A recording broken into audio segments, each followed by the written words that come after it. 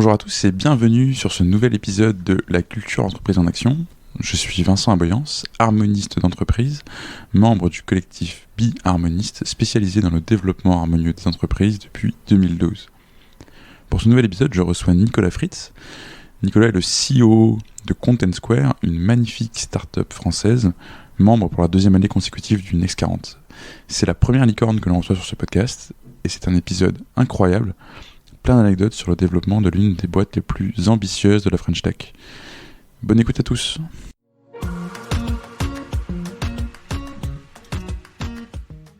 Et bonjour Nicolas. Bonjour. Je suis très content d'être avec toi. On est chez Content Square. Donc merci pour cet accueil dans vos nouveaux et superbes locaux. Alors pour commencer, une question très traditionnelle de podcast. Est-ce que tu peux te présenter, Nicolas ? Ouais, bien sûr. Donc je m'appelle Nicolas Fritz, j'ai 43 ans. Je suis le COO, donc directeur des opérations de Content Square depuis 5 ans et demi. J'ai rejoint la société quasiment au tout début, mais je suis l'aventure depuis le début puisque avant de rejoindre Content Square, j'ai été un de ses tout premiers clients. À une époque où j'avais une autre activité, j'étais dirigeant d'un site de e-commerce qui vendait des diamants et de la joaillerie en ligne. D'accord.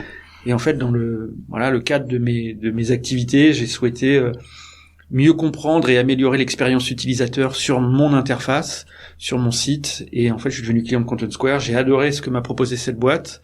Et 3 ans après avoir commencé à bosser avec eux, mon site a été vendu à un groupe. Et j'ai pu rejoindre l'aventure Content Square, et voilà, j'y suis toujours, et c'est génial.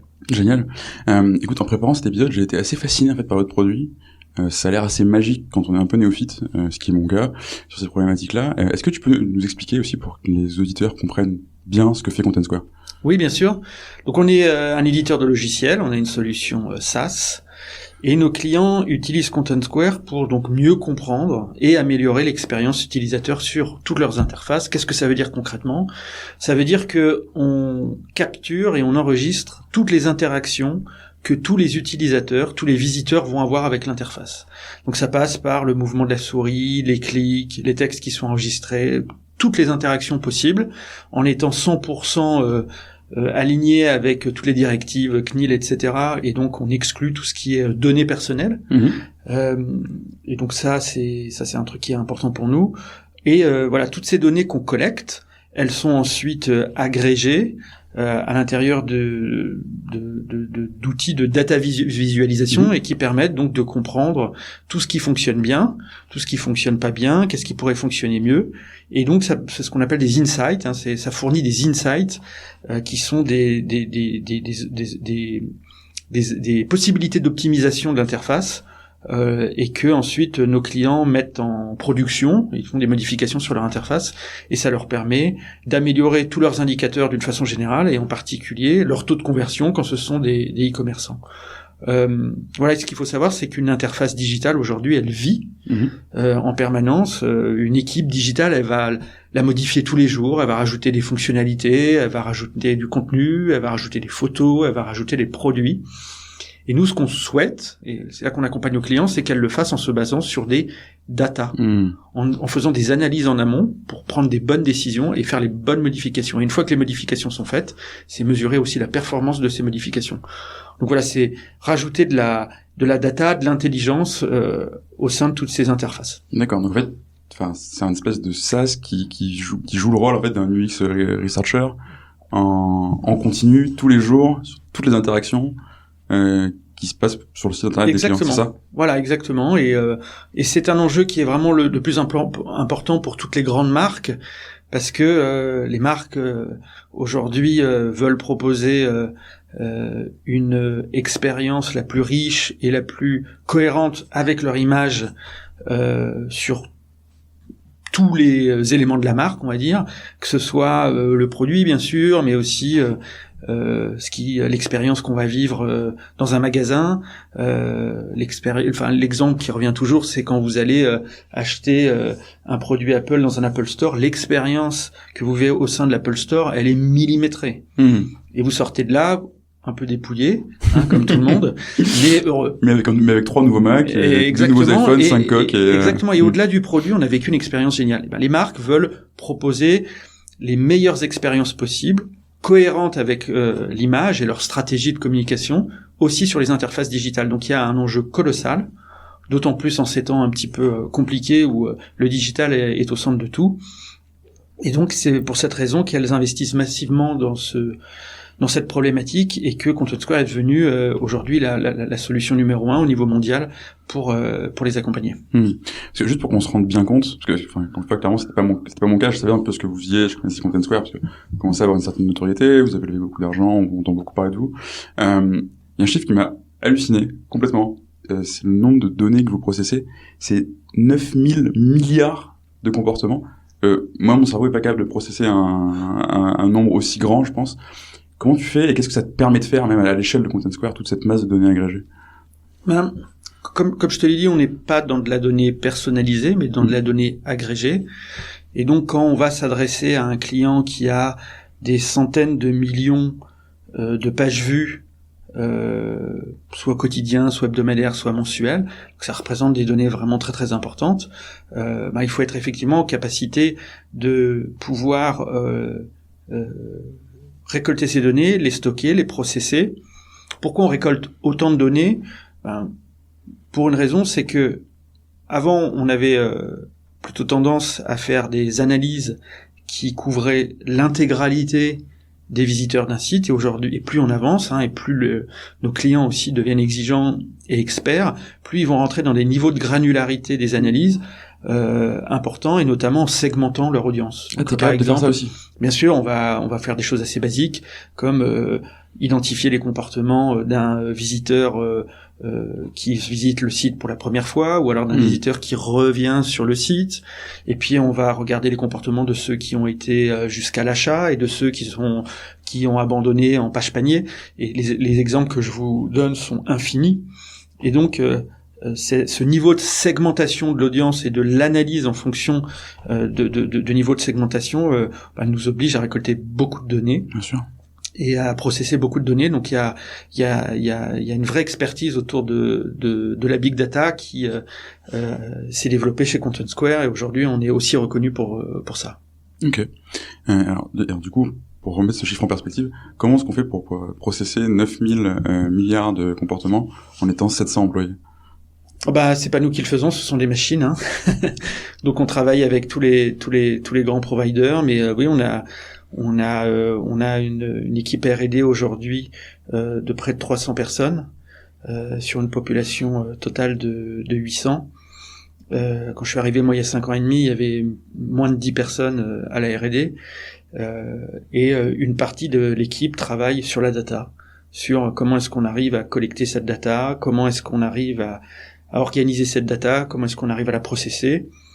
Et on utilise des outils existants. Il y a pas mal de très belles solutions maintenant qui existent sur le marché, mais on innove beaucoup, on fait de la recherche sur tous ces sujets-là pour toujours calculer plus vite et surtout toujours calculer à moindre coût, parce que ça peut coûter beaucoup d'argent tout ça. D'accord. Alors justement, tu le disais, quand t'es arrivé, tu sais pas encore du tout ce qu'est Content Square aujourd'hui, beaucoup moins nombreux, petite taille, beaucoup moins de clients aussi, j'imagine. Est-ce que tu peux nous retracer un peu les grandes étapes, ou en tout cas les étapes qui t'ont marqué dans le développement de Content Square? Oui, bien sûr. Il y a 5 ans et demi, allez, on va arrondir à 5 ans, Content Square, c'était une cinquantaine de clients en France,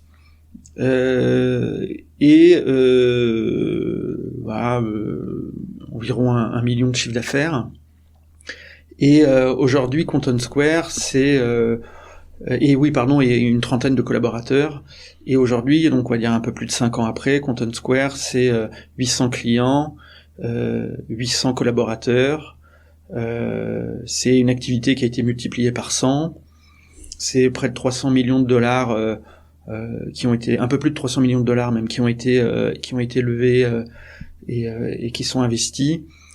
Et c'est 4 acquisitions, dont l'acquisition de notre premier concurrent américain, ClickTale, on est devenu suite à cette acquisition le leader mondial incontesté sur notre secteur.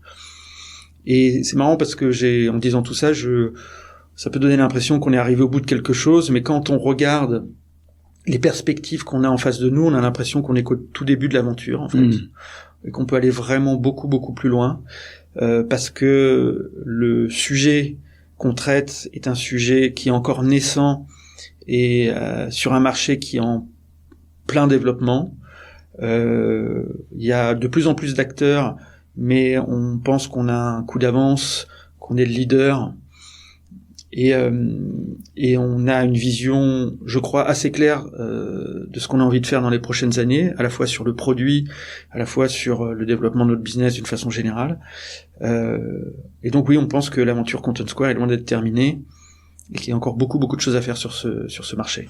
Justement, ça m'intéresse rapidement ce que tu dis sur il y a de plus en plus de concurrents. Tu dirais que c'est un marché sur lequel il y a des barrières à l'entrée qui sont fortes, ou à l'inverse que n'importe qui peut arriver avec une technologie et faire ce que vous faites? Il y a quelques barrières à l'entrée sur la partie techno, propriété intellectuelle, c'est sûr.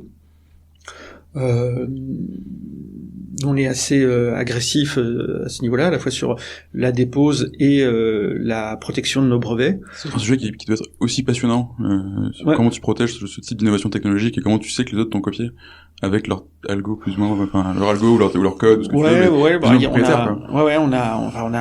on travaille en tout cas pas mal là-dessus. J'ai oublié ta question du coup. Ouais, c'était juste pour ma curiosité sur le marché et à quel point c'était facile de le pénétrer, ou à quel point vous étiez le first pass de buzz comme on dit, et en gros il y a un autre élément qui est important, c'est ça que je voulais dire, c'est la courbe d'apprentissage. C'est, je dirais que ce que nous on appelle l'UX Analytics, ce qui est notre métier et notre marché, est naissant. Il y a encore beaucoup à découvrir, je pense, sur ce marché. Et voilà, nous on a accompagné, donc j'ai dit, beaucoup de clients depuis le début. On est très proche de nos clients, on innove beaucoup, et donc pour être en mesure de créer toute la valeur qu'on crée pour nos clients aujourd'hui, il y a une courbe d'apprentissage qui est vraiment très très longue. Donc on pense que, et on le voit très bien, dès qu'un acteur sort sur le marché, il peut peiner à pas forcément à sortir des belles solutions, mais en tout cas à créer de la valeur de façon importante chez les clients. Justement, en fait, je pense que c'est important de le dire, parce que souvent on commence à entendre parler des entreprises Content Square ou quand même d'autres, le jour où d'un seul coup elles sont partout, vous faites la une des médias, et on se dit c'est facile, il y a un côté overnight success, et en fait c'est très très rarement le cas. Donc même sur des solutions SaaS, même sur des choses qui sont très scalables, comme on le voit avec le rapport entre votre nombre d'employés et ce que vous pouvez faire en termes de capacité, il y a aussi des étapes qui marquent et des choses qui sont intéressantes. Et aujourd'hui, si on s'arrête sur votre situation aujourd'hui, vous êtes une licorne, si je me trompe pas, vous êtes considéré comme une licorne, avec une valorisation qui est supérieure à 1 milliard. Je crois que vous êtes la première qu'on a sur ce podcast, donc je suis même très content. Qu'est-ce que ça change, justement, ce moment où tu deviens ça et t'es sous la lumière des projecteurs et on parle de toi en disant vous êtes une licorne, ça fascine tout le monde. Bon, nous ça change rien, je pense. J'ai pas vu de changement particulier en interne. On s'est regardé tout d'un coup, on s'est dit c'est génial. Personne n'a eu de corne qui a poussé au milieu. Non, personne, je crois. Je pense qu'on est tous à la fois très contents de ce qui se passe, mais très lucides. Déjà, c'est pas nous qui un jour nous réveillons et nous disons on est une licorne. Regardez-nous, c'est les gens du milieu qui font des calculs et qui disent tiens, d'après les levées de fonds qu'on voit, ça nous étonnerait pas qu'ils soient devenus une licorne. Voilà, et puis donc comme ça que ça se passe. Et puis non, je pense que ce qui est intéressant, c'est que je pense qu'on s'est aussi très porté par notre fondateur Jonathan, qui est un gars complètement insatiable. Moi, quand j'ai eu mes premières discussions avec lui, quand j'ai rejoint Content Square, que je me suis associé il y a 5 ans et demi, il me disait mais dans 4-5 ans on va devenir la moitié de ce que on est en fait devenu. Donc on est déjà allé 2 fois plus loin, et moi ça me paraissait déjà énorme. Et tous les ans ou tous les 6 mois, quand on se repose un petit peu sur les plans, il y a toujours cette excitation de se dire qu'il y a des nouveaux produits à lancer, il y a des nouveaux marchés à prendre, des nouveaux territoires à conquérir, géographiques, etc. Et que du coup, on n'est jamais en train de regarder ni le présent ni le passé, mais toujours le futur.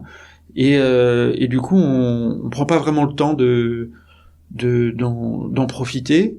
En tout cas de se reposer sur nos lauriers. On fait des grosses fêtes, mais ça c'est depuis le début, à chaque fois pour célébrer un petit peu le fait que ça se passe bien. Mais non, moi j'ai vraiment pas l'impression que ça a changé grand chose. Et puis voilà, on a tellement vu de licornes, de décacornes, de je sais pas quoi, qui montaient, qui s'explosaient en plein vol. Voilà, on voit aussi un peu la fragilité de tout ça. Ce qui est sûr, c'est qu'aujourd'hui, on est plus en confiance on est quand même très, très confiant sur tout un tas d'éléments, mais voilà, ça change pas grand-chose, je pense. Mm-hmm. Ok. Mais effectivement, du coup, c'est extrêmement intéressant aussi cette hyper croissance que vous avez j'allais dire subie, tu vois, c'est malheureux de ma part, mais comme tu le dis, on est toujours en train de regarder le step d'après, et c'est comme ça aussi qu'on crée des super boîtes, etc. Ce qui est intéressant, c'est de regarder ça justement sur le prisme de votre culture entreprise, parce que tu sais, c'est aussi notre sujet chez Bi-Harmoniste. Comment est-ce que tu as vu évoluer la culture de Content Square, et comment est-ce que tu la décrirais aujourd'hui simplement? Déjà, c'est un sujet que on a pris à bras le corps assez tôt, c'est-à-dire que 1 an et demi, en tout cas de mon expérience, 1 an et demi après, même pas 1 an après que je sois arrivé chez Content Square, qu'on a vu qu'il y a une attraction très très forte. Et que on s'est vraiment dit qu'on pouvait attaquer l'international et qu'il y avait une place de leader mondial à prendre. Ça pouvait paraître très arrogant à l'époque. Un des premiers trucs qu'on s'est dit, c'est que il fallait que on attaque les US et que il était indispensable que Jonathan, le fondateur, qui incarne Content Square et qui incarnait la culture de Content Square, qu'il incarne toujours, je crois, s'installe aux US. Et il était vraiment le pivot de l'entreprise, quoi. C'est-à-dire que tout était très très centralisé autour de lui. Et du coup, on a eu une vraie réflexion en se disant, si on veut grandir et être scalable, il faut qu'on arrive à construire une organisation beaucoup plus solide et un collectif beaucoup plus solide et qui repose beaucoup moins sur Jonathan. Et on a travaillé sur différents piliers, dont un qui est important, c'est la culture d'entreprise. On a travaillé sur l'organisation, on a travaillé sur des méthodes de travail, les méthodes de management, la gouvernance de l'entreprise. On avait un projet un peu multifacette, mais au cœur de ça, il y avait la culture d'entreprise. Et donc, il y a 4 ans, on était à cette époque-là, je crois, une 60aine de collaborateurs. On a réuni tout le monde pendant une journée pleine. On a mis en place une petite méthode. Et on est sorti de là avec une culture, d'entreprise qui était formalisée avec des valeurs. On voulait pas que ça sorte de la tête de Jonathan, on voulait pas que ça sorte de la tête du codir, ni du marketing ou de consultant, mais que ça émerge de l'équipe, quoi. C'est peut-être le pire quand ça sort du marketing, effectivement. Oui, exactement. Donc nous, on voulait que ça sorte de l'équipe. On a même regardé le truc et on a trouvé ça plutôt sympa. Et je crois que c'est vraiment un des trucs des meilleures idées qu'on a eues, parce que du coup, l'équipe c'est reconnu puisque c'est elle qui a sorti les valeurs.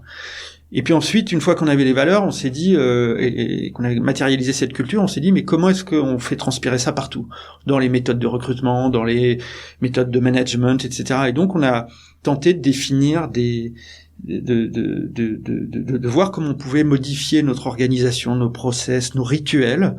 Et notre fonctionnement d'une façon générale pour que ça incarne les valeurs, que les valeurs ce soit pas juste des jolis tableaux et des mots mis au mur, mais qu'ils soient incarnés dans tout ce qu'on fait, quoi. Et depuis, en fait, ça ne s'est jamais démenti et on a continué à fonctionner comme ça. Et je suis très surpris et agréablement surpris que à bientôt 800, la culture soit toujours aussi cohérente et préservée. Avec des fois des difficultés, parce que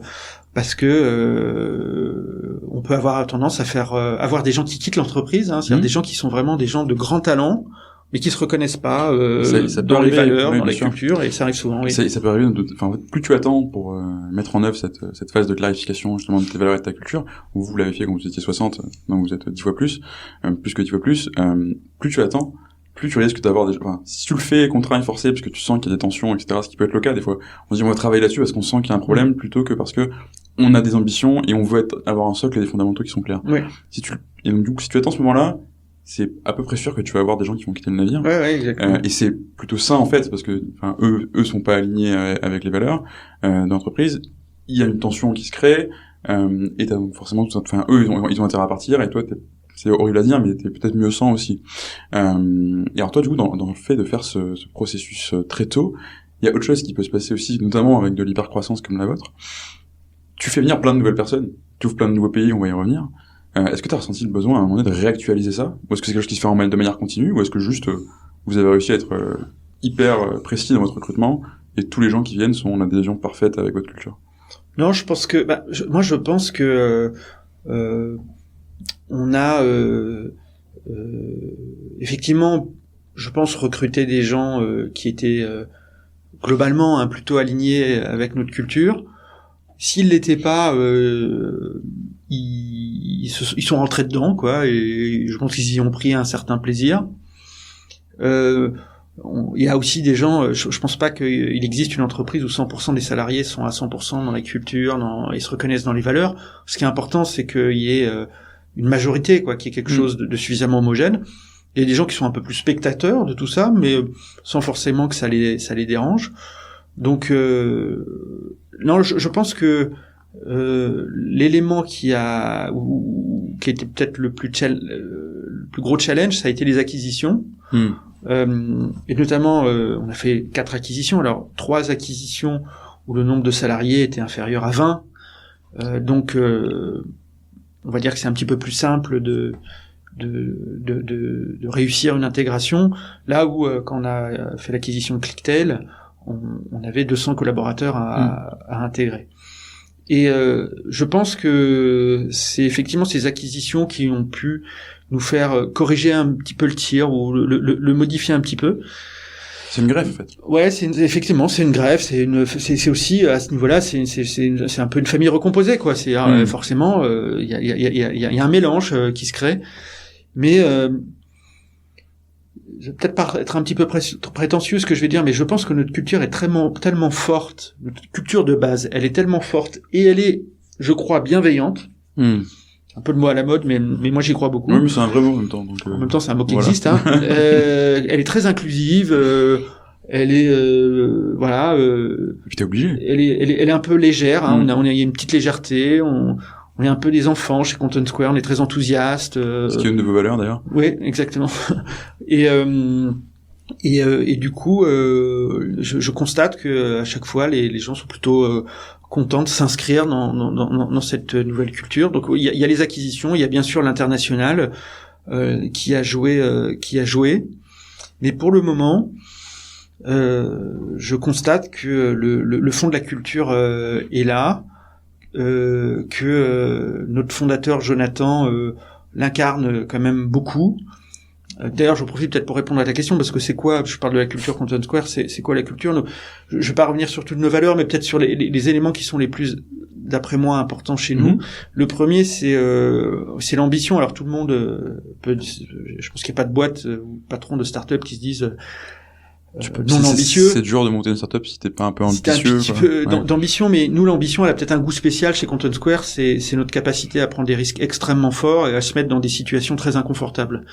Et les histoires que je raconte souvent pour incarner ça, c'est que quand je vois toutes les décisions qu'on a prises avec Jonathan depuis le début, et même les toutes premières décisions un peu marquantes que je l'invitais à prendre, où je lui présentais des hypothèses A, B, C, où je lui présentais l'hypothèse C juste pour lui montrer que il y avait la possibilité de faire des trucs un peu fous, mais que je voulais le faire choisir entre A et B.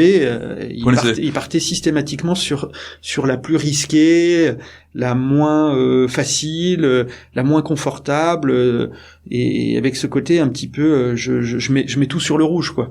Et j'ai un peu l'impression que c'est quand même beaucoup ça, Content Square. C'est toujours prendre des décisions qui sont les plus voilà, quand on décide de racheter notre concurrent, c'était sûrement pas le bon moment, c'était peut-être pas la meilleure façon, et bien sûr on l'a pas présenté comme ça, mais moi pour l'avoir vécu de l'intérieur, je me dis mais on est fou d'avoir fait ça, quoi. On aurait pu se prendre le mur 10 fois, et il y a plein de décisions qu'on a prises comme ça, je pense que qu'est-ce qui a fait que ça a toujours marché? Je pense je peux te demander qu'est-ce qui aurait pu faire que ça marche pas. Il y a toujours un peu de chance. Il y a toujours un peu de chance. Hein. Je pense que le business, il y a une part de chance, mais il y a aussi le fait que on est. Et là, ça peut paraître aussi arrogant, mais je pense qu'on a vraiment une équipe de fous, moi. moi je suis bluffé par la qualité des gens avec qui je travaille. Je pense que quand on commence à avoir des gens qui sont bons, ça attire aussi les gens bons autour. Donc il y a quelque chose de bien qui se crée. Et je pense que Jonathan, il y a une très très belle complémentarité au sein de notre équipe d'une façon générale et de notre équipe dirigeante aussi en particulier. C'est que Jonathan, il peut avoir un côté comme ça visionnaire. Il nous explique, sans qu'on comprenne toujours pourquoi, il faut impérativement aller dans cette direction. On se met tous un petit peu à trembler, et puis il nous confie le truc en disant mais je suis sûr que vous allez y arriver. Et puis effectivement, on a des gouttes de sueur partout, et au final, on y arrive, quoi. Donc on fait des choses assez exceptionnelles en se mettant dans des situations un petit peu compliquées, mais parce que voilà, il nous pousse dans nos retranchements. Mais à chaque fois on arrive à trouver des solutions, on arrive à s'en sortir, et puis on arrive en faisant quelque chose de bien, quoi. Donc il y a ce côté un peu naïf, cette citation moi que j'aime beaucoup, c'est ils ne savaient pas que c'était impossible, alors ils l'ont fait, qu'on a entendu 50 000 fois, mais j'ai l'impression que nous on a fait ça 15 fois ces 5 dernières années. C'est pas mal comme sentiment, j'imagine. Et que si c'était à refaire, je sais pas si j'y retournerais, mais et je pense que de toute façon pour écrire des histoires avec des tels niveaux de croissance, on n'a pas d'autre choix que de fonctionner comme ça. Et alors, il y a quelque chose qui m'intéresse dans ce que tu viens de dire, notamment sur la relation et le leadership que vous pouvez avoir, Jonathan et toi. Donc Jonathan Cherki, le fondateur CEO et fondateur le fondateur qui est toujours aux États-Unis. Ouais. Ok. Donc c'est toi qui t'occupes en fait de la partie, du bureau français, et entre autres beaucoup de choses, j'imagine. Ouais. Parce que t'es aussi CEO de la boîte, donc il y a plein de choses dans ton portefeuille. Donc tu me dis qu'il a ce style de leadership qui est très visionnaire. Comment tu t'articules toi par rapport à ça, et notamment dans la relation que tu peux avoir aussi aux équipes? Moi, je vais te dire franchement, je pense pas que je sois un entrepreneur. Je pense que je suis un bon bras droit d'entrepreneur. Et c'est l'avantage quand on commence à arriver autour de la quarantaine, c'est qu'on sait et qu'on assume peut-être plus ce qu'on est et ce qu'on n'est pas. Et voilà. Et moi, je suis quelqu'un plutôt de structuré. Je peux avoir un petit côté méfiant de temps en temps. Mais j'adore les challenges, j'adore les trucs compliqués, j'adore résoudre des problèmes. Je suis très branché sur les hommes, l'organisation, résoudre des problèmes. Et donc on est hyper complémentaires avec Jonathan. J'ai toujours l'impression que c'est une sorte de bulldozer qui ouvre des portes, qui ouvre des nouveaux territoires, des nouvelles perspectives. Et moi ça m'arrive souvent de râler en disant c'est pas le moment, c'est trop tôt, on en a trop, machin. Et puis finalement on va, et je suis pas le seul, on est maintenant une très très grande équipe à faire ça, des gens extraordinaires, et puis à chaque fois on récupère les sujets et on se dit allez on s'y colle, et puis ça nous fait grandir, et puis ça nous fait aller plus vite. Donc il y a une très très belle complémentarité, mais maintenant qui est portée par une vraie belle équipe, quoi. Il y a un côté venir paver la voie qui est ouverte en fait. Comment? Il y a un côté venir paver la voie. Ouais, c'est exactement ça. C'est exactement ça. Comment tu fais pour que ça marche, que ça tienne et que ça soit pérenne? L'image que je donne souvent aux équipes, c'est parce que même Jonathan, il a tendance à pas respecter les règles que nous-mêmes on se fixe entre nous, quoi. D'accord. Et souvent je leur dis mais vous savez, c'est ça qui marche. On est une sorte de, imaginez-vous dans Star Wars, on est une espèce d'énorme vaisseau qui avance extrêmement vite, de façon hyper cohérente, structurée, et qui dégomme tout sur son passage. Et on a un petit vaisseau avec des rayons laser et qui pète tout devant nous, quoi. Donc à chaque fois qu'il y a une météorite qui arrive, des trucs, il pète tout ce qu'il y a devant nous. Et ça nous permet d'avancer vachement plus vite, quoi. Et donc il faut accepter que ce vaisseau, il soit ouais, complètement. Il est sa liberté, quoi. Le Faucon Millennium, quoi. Exactement. Voilà, c'est pour tous les fans de Star Wars. Voilà. Ok, alors, et du coup, si on revient sur quelque chose dont tu nous as pas mal parlé, ces acquisitions que vous avez fait, alors tu as le droit de me corriger, pour moi, vous avez deux types d'acquisitions. T'as des acquisitions qui vont être plutôt pour aller chercher des choses horizontales, des choses qui vont être complémentaires, typiquement ce que vous avez fait sur Adapt Mon Web, qui est une solution pour l'accessibilité du web, etc. Donc là, on est vraiment sur une solution qui vient très bien se plugger sur ce que vous faites. Ou des acquisitions qui vont être vraiment pour renforcer des verticales de manière très très forte. Là, c'est le cas de Clicktail. C'est un de vos concurrents. Est-ce que c'est plus dur de faire rentrer un concurrent dans son entreprise? Oui, parce que c'est oui, mais moins que ce que je pensais. C'est-à-dire que effectivement, quand on va racheter des solutions comme Adapt Mon Web, comme Pricing Assistant, qui sont vraiment des solutions qui viennent compléter l'offre produit Content Square, c'est ni plus ni moins des éléments qui étaient dans notre vision produit. Et là, l'idée, c'est vraiment de dire, on sait qu'on a plein de façons de faire évoluer notre produit, des nouvelles offres qu'on pourrait lancer à moyen terme, mais on est obligé de faire des arbitrages. Là, tout d'un coup, on a des entreprises qui s'approchent de nous, ou alors qu'on approche et on les rachète, et du coup, on gagne des années de développement sur une partie de notre produit. Donc, et là, effectivement, c'est assez simple, quoi.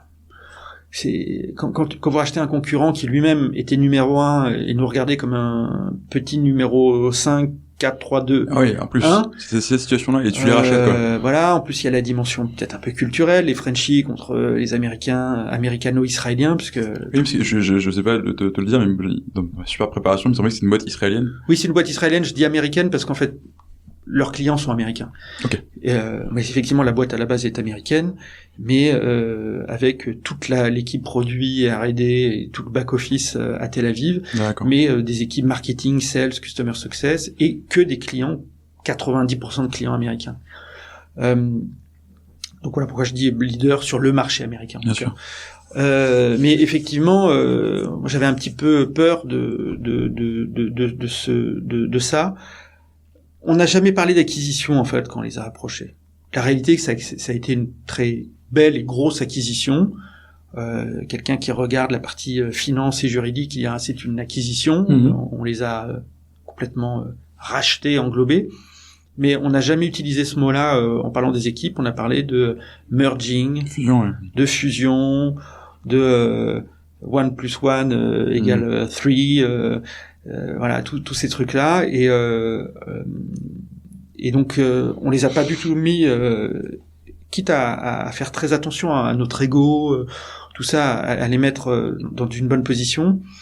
Et puis quand il a fallu définir l'organisation une fois fusionnée, on avait tous nos managers qui se disaient super, mon équipe va grandir, doubler, et je vais récupérer un portefeuille, des clients américains, etc. Et en fait, on a tenté, sans faire de politique, d'être le plus objectif possible, et donc de mettre sur la table les personnes, les compétences, les expériences, et de choisir les meilleurs. D'accord. Et quitte à avoir des vraies grosses déceptions au sein des équipes Content Square. C'est des vrais choix, pour le coup. C'est des vrais choix. C'est le numéro 1 d'une organisation qui avait une sorte de voie tracée, à qui on va dire maintenant tu vas être numéro 2, on t'explique pourquoi.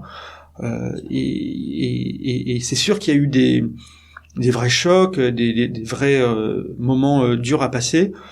Mais une fois de plus, moi c'est là que je me redis que je travaille avec des gens extraordinaires, parce que on a eu très très peu de casses, très très peu, tu vois, même je m'en rappelle pas. Donc ça reste ta culture en fait, et ces valeurs typiquement d'ambition qui viennent les gens dire accepté, on est là pour le projet, et on est là pour le projet, et puis voilà, puis il faut aussi expliquer à quelqu'un en disant regarde, t'es rentré chez Content Square, regarde la position que t'avais, les responsabilités que t'avais, le portefeuille que tu gérais, le budget que tu gérais, le nombre de personnes que tu gérais, et regarde, il faut peut-être mieux, tu as une opportunité de devenir numéro 2 d'un truc énorme. Voilà, est-ce que tu aurais préféré rester numéro 1 d'un truc petit ou moyen, ouais. Et en plus tu vas apprendre, tu vas continuer à grandir, etc. Et donc ça a été beaucoup de temps, beaucoup de pédagogie, beaucoup de discussions. Ça nous a pris un temps fou. On y a déployé beaucoup d'énergie. Mais on nous a tellement dit que les acquisitions, ça se passe toujours mal. Il y a une acquisition sur 3 qui se passe bien, une autre sur 3 qui donne rien, machin. On s'est tellement mis dans une position où a priori on allait foirer, ou en tout cas avoir des très grosses difficultés, que on a surpréparé, surinvesti, et ça s'est super bien passé pour le moment. Parce qu'effectivement, il y a effectivement ce chiffre, il y a 2 acquisitions sur 3 qui ne créent aucune valeur. Et pourquoi justement? Souvent parce que si la greffe culturelle ne prend pas, les valeurs sont trop antinomiques, les gens partent, les gens qui étaient associés attendent de vester leurs actions et partent. Et en fait, au final, tu te retrouves avec une coquille vide, éventuellement une technologie, mais t'as perdu l'équipe qui faisait quand même une grande partie de ce que t'as racheté au départ. Dans le cas de ClickTale, enfin, on voit l'intérêt business, évidemment. Enfin, tu crées un géant, tu vas sur le marché américain, tu récupères le portefeuille. Est-ce que c'est une question que vous vous êtes posée à l'époque, est-ce que notre culture et nos valeurs sont compatibles avec les leurs? Et si oui, comment vous avez fait pour savoir ça? Bah oui. Et quand on a décidé d'acheter, on avait au préalable fait un audit de la culture. Ah, c'est très, très intéressant, ça. Des deux côtés, on avait échangé là-dessus. Eux, on avait un plan en tête. Ok. On s'était assuré que d'après nous, il y avait rien d'antinomique et que on était confiant sur la capacité d'avoir un plan d'intégration. Et on l'a fait pour toutes les acquisitions, même les plus petites. Tu fais un audit de culture systématique. On fait un audit de culture qui est plus ou moins approfondi, hein, forcément, mais et où on a un vrai plan derrière. Il y a un deuxième élément qu'on fait, c'est que on a mis en place des techniques de planification de nos projets à travers ce qu'on appelle des master plans.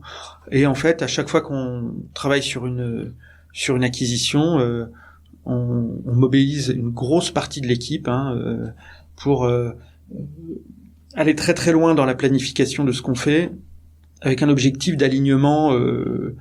Il y a rien de pire qu'on rentre dans qu'on rentre dans une boîte et qu'on se fait racheter, c'est le flou, quoi. Le flou sur moi en tant que personne, le flou sur le projet, et les phrases, non mais on va construire ça va venir, sois patient, etc. Je pense qu'il y a rien de pire.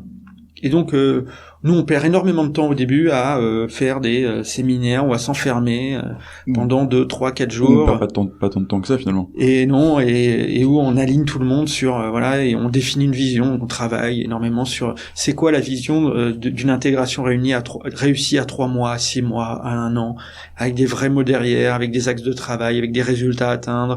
On définit des ownerships, etc. Donc, on écrit une sorte de partition, mais on coécrit la partition avec les équipes qui rentrent et ils s'approprient quelque part aussi leur futur, quoi. Ah ouais, exactement. Et quand il y a plus de questions parce qu'on s'est posé toutes les questions avant, ça facilite énormément les choses.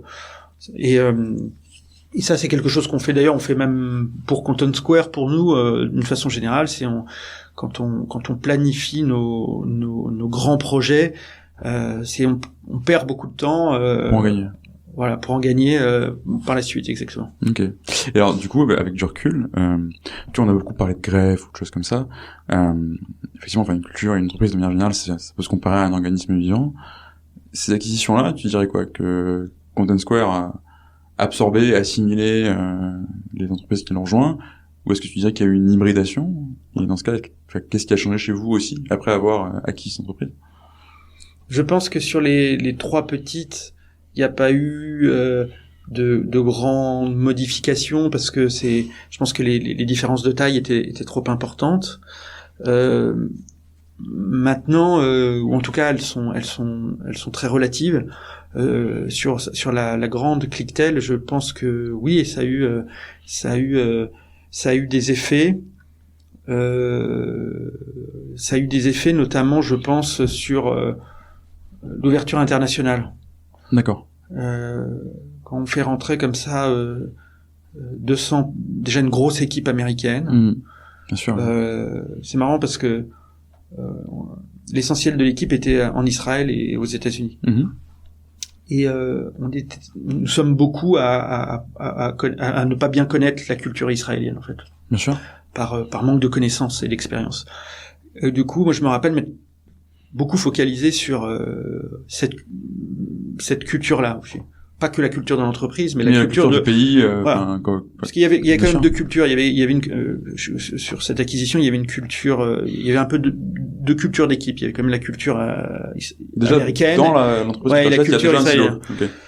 Et toi, tu le vois grâce à ton super audit de culture. Voilà, et on s'en rend compte exactement comme ça. Et on se concentre peut-être plus sur la partie qu'on semble moins bien maîtriser. Et en fait, au final, on s'est rendu compte que la plus grande difficulté qu'on a eue, ça a été à faire cohabiter notre équipe américaine et leur équipe américaine, qui avait 2 cultures complètement différentes. Okay. Donc, et comme quoi la culture d'entreprise et la culture des pays peut être des choses complètement différentes. Et des fois, la problématique ou la différence, elle est pas forcément là où on s'en rend compte le mieux.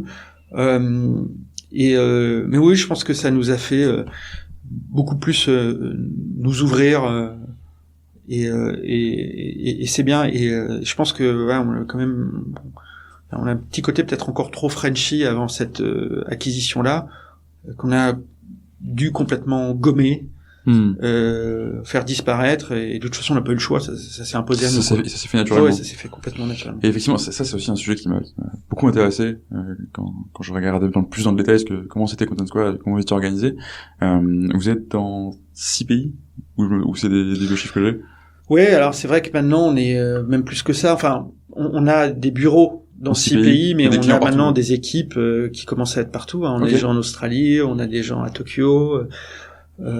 Et c'est vrai que l'effet Covid accélère ce processus qui fait qu'on on a tendance à maintenant à recruter les gens partout, quoi.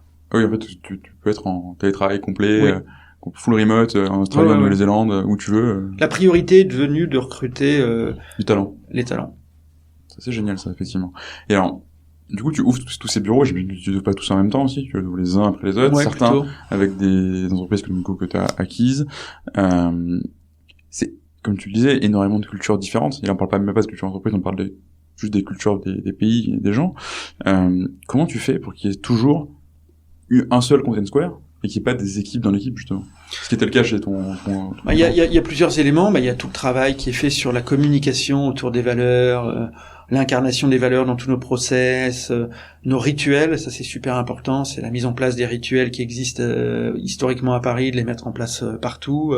C'est quoi ces rituels? Si tu veux en donner un. Je vais t'en donner un. C'est on organise ce qu'on appelle des Let's Talk, comme parlons, qui consiste à dire que et ça c'est un truc qu'on fait depuis qu'on est 30 dans la boîte, c'est les collaborateurs peuvent poser n'importe quelle question.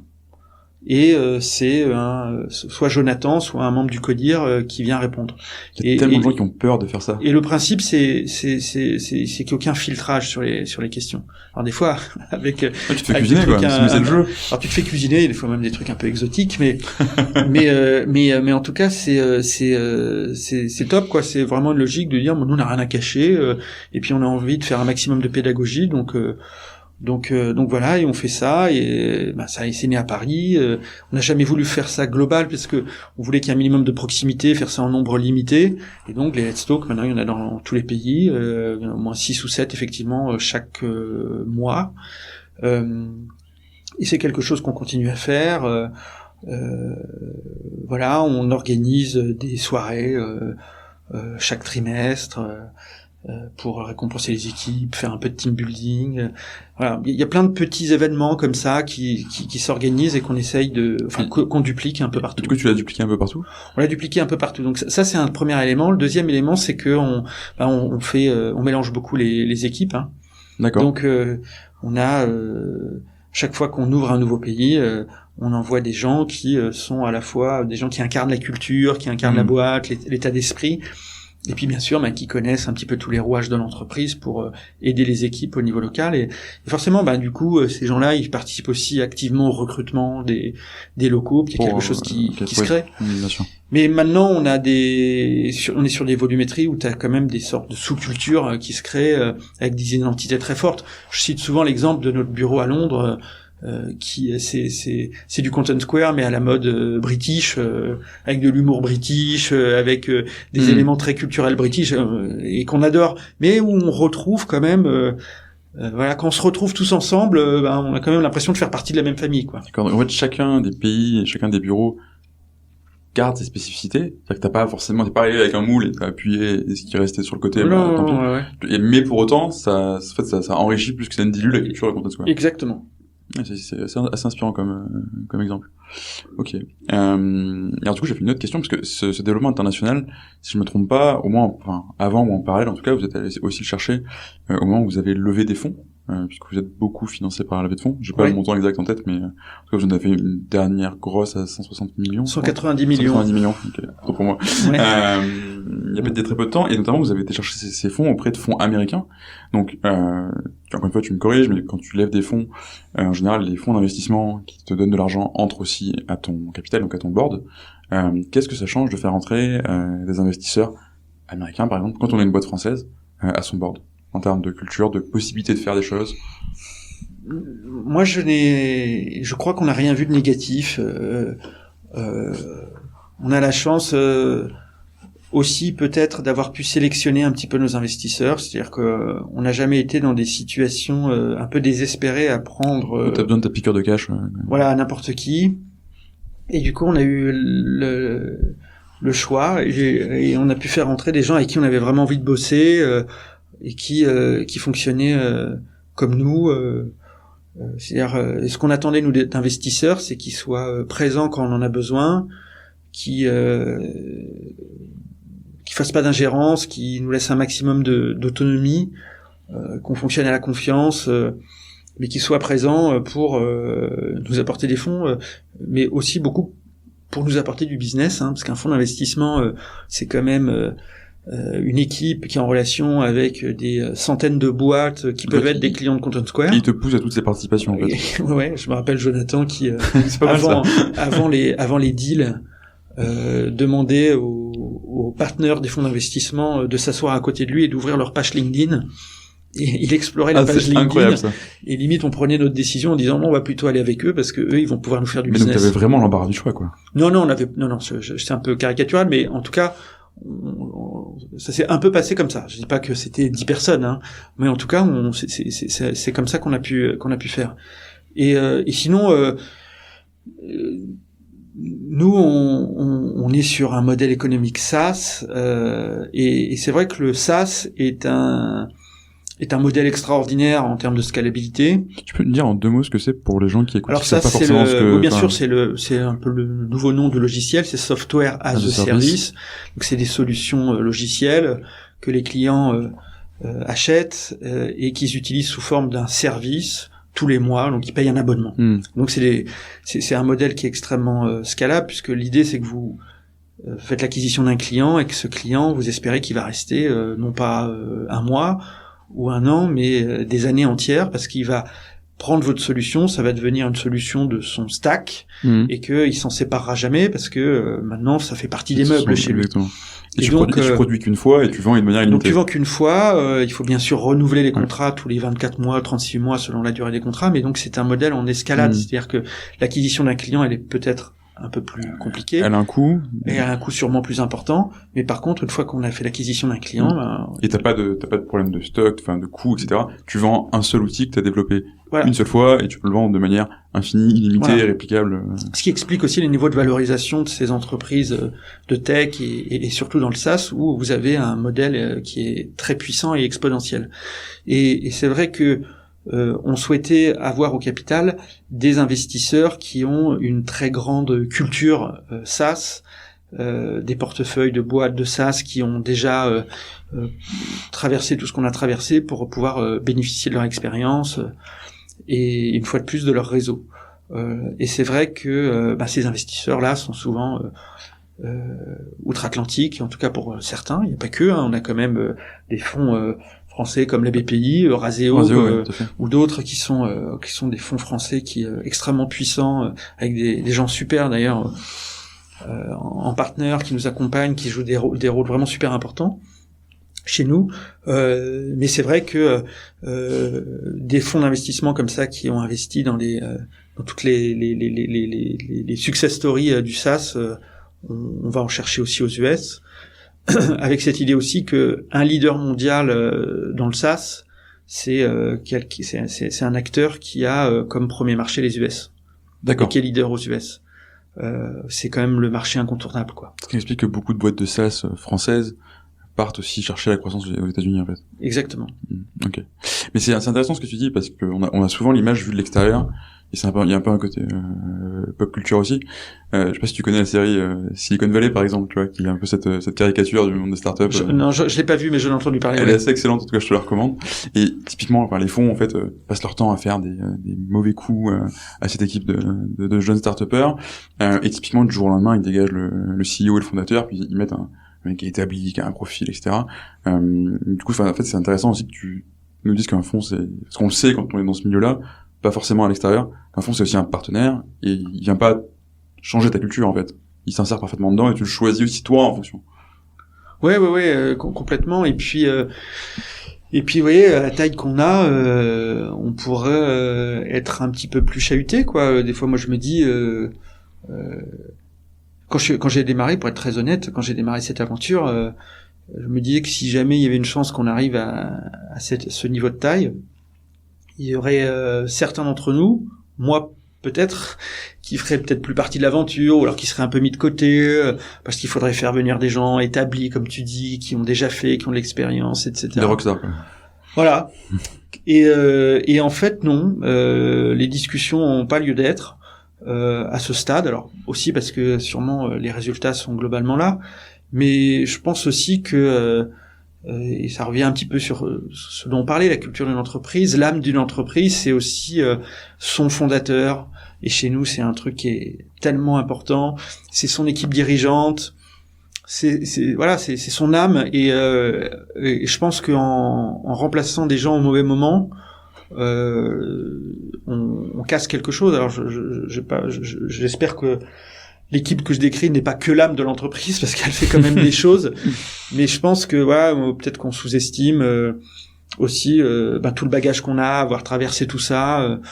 Et puis ça forge des choses, évidemment. Ouais, puis ça forge des choses. Puis je pense que souvent ce qu'on se dit avec Jonathan quand on imagine les étapes d'après, c'est on se dit que le pilotage d'une boîte comme celle-là, c'est l'image qu'on prend souvent, c'est celle du chef d'orchestre. C'est-à-dire que le chef d'orchestre, c'est pas forcément un excellent musicien, c'est pas le meilleur des musiciens, mais son job, c'est de recruter les meilleurs musiciens, de faire en sorte qu'ils soient à l'aise au milieu de l'orchestre, qu'ils se sentent bien, qu'ils soient heureux, qu'ils jouent bien, et que quand tout le monde joue bien, ça fait une mélodie parfaite. Tu l'as mis en harmonie. Et qu'on l'a mis en harmonie, excellent. T'as vu. Et donc, c'est exactement ça, voilà, en fait, qu'on porte, tu vois. Enfin, c'est totalement ce que tu viens d'expliquer. J'ai même pas besoin d'expliquer au début de l'épisode ce qu'on fait en intro, tu vois. Voilà, super. C'est complètement ça. Et alors, du coup, tu parlais des prochaines étapes pour Content Square. Tu nous as dit au début de l'interview que globalement sky is the limit. Comment tu vois évoluer dans les prochaines années? On a beaucoup travaillé sur notre vision produit. Donc comme je te l'ai dit, on a un marché qui est en pleine croissance et on voit que la solution qu'on propose peut toucher d'autres utilisateurs au sein des équipes de nos clients. Toi, par exemple, on est en train de développer une solution qui s'appelle Find and Fix, qui va être un autre produit. D'accord. Ce produit, il va plutôt viser les équipes techniques, enfin en partie les équipes techniques côté client, qui aujourd'hui n'utilisent pas du tout Content Square. On a développé CS4 Apps, qui est Content Square pour les applications mobiles. D'accord. On a une solution pour côté client, tous ceux qui travaillent sur le produit et le merchandising. L'expérience utilisateur, c'est quelque chose qui touche tous les éléments du site, en fait. D'accord. Et toutes les équipes côté digital. Donc notre idée, c'est de dire on va proposer des solutions à tous les métiers qui vont couvrir toutes les facettes de l'optimisation d'une interface digitale. Et donc on a une vision produit pour les 15 prochaines années. Hein. D'accord. Donc c'est pour ça qu'on se dit qu'on est encore tout petit par rapport à tout ce qu'on pourrait faire. Et donc on a investi, on continue à lever de l'argent, on continue à investir massivement en R&D. On a encore une centaine de postes là sur toute la partie technique, R&D, innovation chez nous à ouvrir. On a une équipe maintenant bien huilée qui travaille sur toutes les opportunités d'acquisition, donc on va continuer à faire des acquisitions. Et on va pas se poser 36 000 questions, on va regarder ce marché, on va regarder ces clients qui nous font confiance et qui semblent bien nous aimer et qui sont prêts à aller sur d'autres offres avec nous. Donc on a plein de choses à faire. Donc c'est des nouveaux produits, des nouveaux territoires. Là on vient d'installer une équipe à Singapour pour attaquer tout le marché asiatique. On a des grands espoirs sur l'Asie. Après il y aura l'Amérique du Sud et puis continuer à se développer bien sûr en Europe et aux États-Unis où on est déjà présent. L'Amérique du Nord. Enfin il y a encore vraiment beaucoup de territoires. Et voilà, on a un passage qu'on prévoit, c'est l'IPO, donc l'entrée en bourse. D'accord. On imagine peut-être dans les 2 ans à venir. Voilà, l'idée, il y a 2 idées derrière l'IPO. La première, c'est de se donner encore plus les moyens d'atteindre cet objectif en levant beaucoup d'argent pour pouvoir continuer à investir et continuer à se développer. Et puis cette idée aussi que l'IPO permet de développer très très fort la marque. Ah, complètement. On a l'image des IPO à l'américaine. Voilà. La banderole Snapchat là devant la bourse. Voilà. Et on verra si on y arrive ou pas. On verra si dans 2 ans c'est le bon moment ou pas, et si c'est dans notre intérêt de faire ça. Mais en tout cas, on s'y prépare. Donc aujourd'hui, on continue sur une trajectoire hyper croissance. Oui. Ok. Et t'es toujours confiant que tu as les fondamentaux en termes de culture qui permettent justement d'aider cette croissance? Ou est-ce que tu vois des changements encore à faire à ce niveau-là? Non, le seul truc qui peut nous inquiéter un petit peu, c'est le Covid, parce que notre culture chez Content Square, elle est quand même très basée sur les interactions humaines. Ça paraît un peu bateau de dire ça, mais comme je te l'ai dit, on est ouvert au home office, même ce qu'on appelle le full remote, c'est-à-dire d'avoir des gens qui viennent jamais au bureau. Mais on en a parlé entre nous. On veut pas que ça représente plus de 15-20% de nos effectifs. On veut que 80% des gens soient dans des bureaux où les gens prennent plaisir à se voir, à se rencontrer, à vibrer ensemble. On a ce petit mojo, mais qui est très connu. Quand je dis connu, parce qu'il est utilisé par plein de boîtes, c'est le work hard, play hard. C'est pareil, il a un goût particulier chez Content Square parce qu'on work très hard et on play très très hard aussi. D'accord, ça doit être sympa les soirées Content Square. Et ça nous manque, quoi. Tout ça nous manque. Bien sûr. Donc là, on a un kick-off qui est un événement où tous les ans on réunit tous nos collaborateurs pendant 3 jours au même endroit. Le dernier en date, c'était donc en janvier de l'année dernière. On avait 500 personnes réunies en région parisienne pendant 3 jours pour travailler et faire la fête. Cette année, ça s'est fait sur Zoom, donc forcément, ça avait pas la même ambiance. Malgré tout, on est bluffé par le niveau d'énergie qu'il y a eu, d'enthousiasme. Il y a même eu des concours de déguisement. Il y a eu des trucs très très sympas qui ont été organisés. Mais voilà, on a quand même très très envie de se retrouver tous très très très vite. Ouais, c'est quelque chose qui est partagé, je pense, par tout le monde, hein, effectivement. Oui. Écoute, j'ai encore 2 petites questions pour toi. La première, c'est quelque chose qui m'intéresse beaucoup, c'est vous êtes clairement une boîte de data qui s'est construite sur la data, qui vit par et pour la data. Est-ce que tu arrives à mettre de la data justement sur cette culture entreprise? Est-ce que tu arrives à la piloter de la manière dont tu pourrais piloter des interactions web sur des sites de tes clients par exemple? Ou est-ce que c'est impossible? Ah là, tu me prends de court là. Non. Je savais que c'était une question un peu difficile. Non, aujourd'hui non. Je pourrais répondre franchement non. Après, si peut-être un peu quand même. Et quelque chose qu'on fait, c'est que on a mis en place un outil qui est très important pour nous, qui s'appelle le Pulse Survey, qui est simplement un petit sondage qu'on envoie tous les 3 ou 6 mois selon les périodes à nos collaborateurs. On se force à avoir vraiment une belle représentativité au niveau des réponses, représentativité des équipes, des régions, etc. Et il y a beaucoup de questions autour de la culture, des valeurs. Est-ce que vous reconnaissez l'adhésion aux valeurs, etc.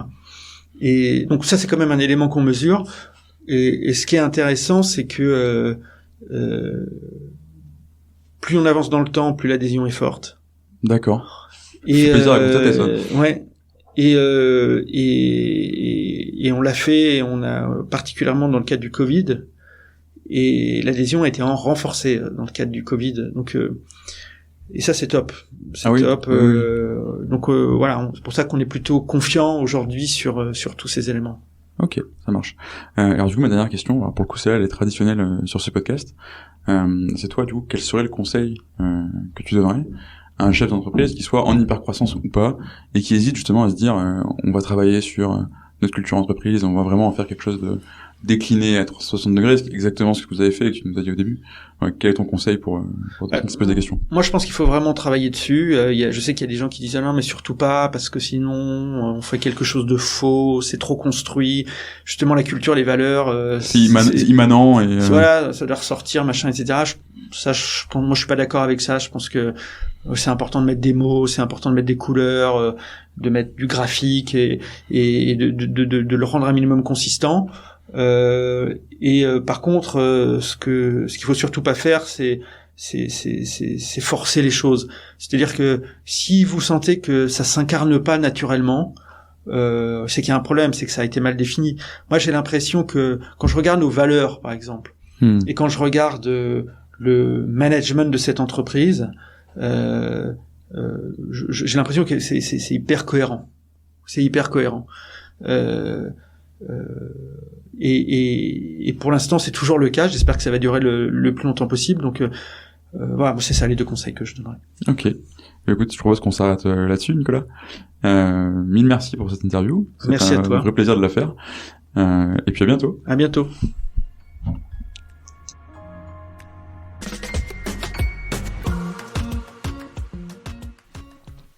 Merci d'avoir écouté cet épisode jusqu'au bout.